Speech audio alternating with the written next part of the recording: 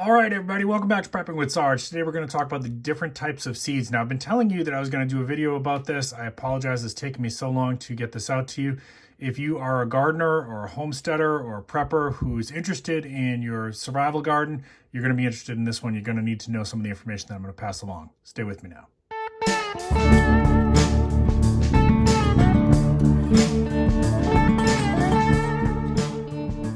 All right, friends, welcome back to Prepping with Sarge. Now, before we even get started on the different types of seeds, I want to mention to you that I'm filming this in early winter, and it is time. You need to be ordering your seeds now. You need to be ordering your seeds now. You will find that if you wait till closer to springtime, that some of the varieties that you want are going to be difficult to find. Get ahead of it right now. I want you to go to, and the seed company that I recommend is right here, Pine Tree Garden Seeds. You can find them at superseeds.com, www.superseeds.com. And let's go ahead and give you a discount code. SARGE10 will give you 10% off your orders of $20 or more. That's SARGE, all capital, 10. Will get you 10% off your orders of $20 or more. Now, I've been working with Pine Tree Garden Seeds and using them in my garden since before I became a YouTube channel. And this was actually one of the very first companies that I reached out to when I started my channel, asking them if they'd be willing to work with me and give me a discount code. Now, I am a brand affiliate with this, so I do get a little reimbursement for promoting them, but I will tell you that I've been using them since long before I was a channel. Actually, I think it was 2009 when I started using Pine Tree Garden Seeds because there was one particular variety that I wanted that only they sold, and I did so well with that I started ordering most of my seeds from them. So www.superseeds.com, check them out. And yes, if you're a prepper, I know you're going to ask me, do they have heirloom seeds? They do have heirloom seeds, and that's one of the things that we're going to talk about today.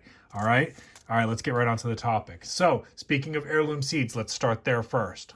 All right, now preppers and homesteaders often are looking for heirloom seeds.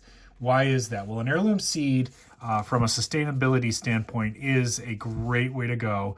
They have genetics that's been proven to pass on from one seed to the next for over 50 years generally. Typically, it's considered for over 50 years. So the genetics in for example, the hot pepper ancho poblanos has been consistent from seed generation to seed generation for over 50 years. It's a stabilized genetic, and that's why people like it.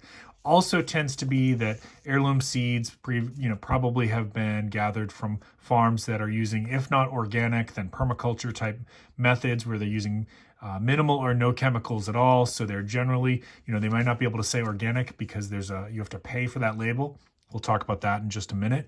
But generally considered chemical free in most circumstances. But the most important thing is you can save your seeds. So if you grow this one here, this hot pepper ancho poblanos, and you don't grow any other peppers in the area, right, in your yard at least, then the pepper seeds that you save from those peppers will be able to start your garden for the next year, and you're going to get a very consistent result. Now, I will talk about what I meant by not growing any of the pepper in the area in just a minute. All right, now I don't have a straight example of a open-pollinated here, but open-pollinated is very similar to heirloom.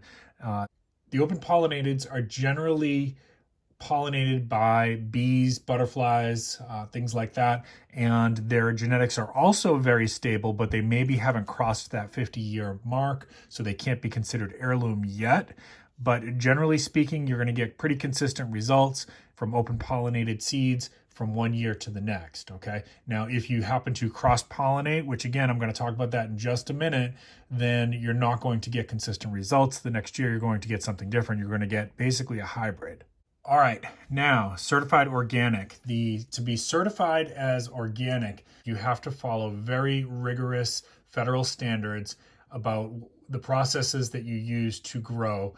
Basically, you're not allowed to use any kind of synthetic pesticides or genetic engineering or GMO technologies. Okay, so organic this is why a lot of people love organic seeds. Is definitely a good way to go.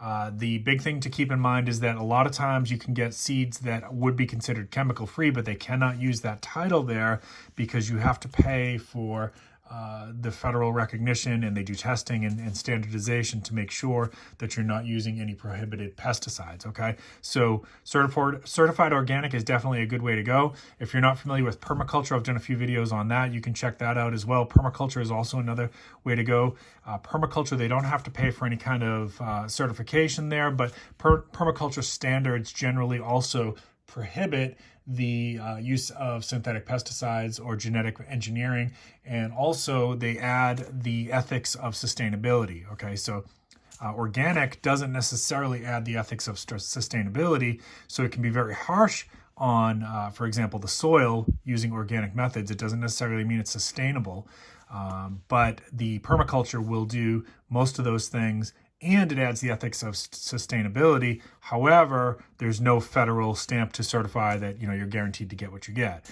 So a lot of people will look for this kind of thing, and a lot of people will grow using permaculture standards.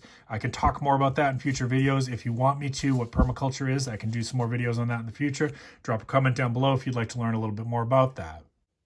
All right, next up is hybrid. Now, what is hybrid? Hybrid and GMO get mixed up a lot. I see this in the forums when people are trying to say that GMO is, you know, the same thing as a hybrid. It's really not. A hybrid, generally speaking, this is reserved for, now people probably are misusing it, but it's generally reserved for when two species have been cross-pollinated. So it is no longer can be considered open-pollinated. It can no longer be considered, even though it may have been accidentally cross-pollinated by, say, bees or butterflies, whatever, it can no longer be considered heirloom as well.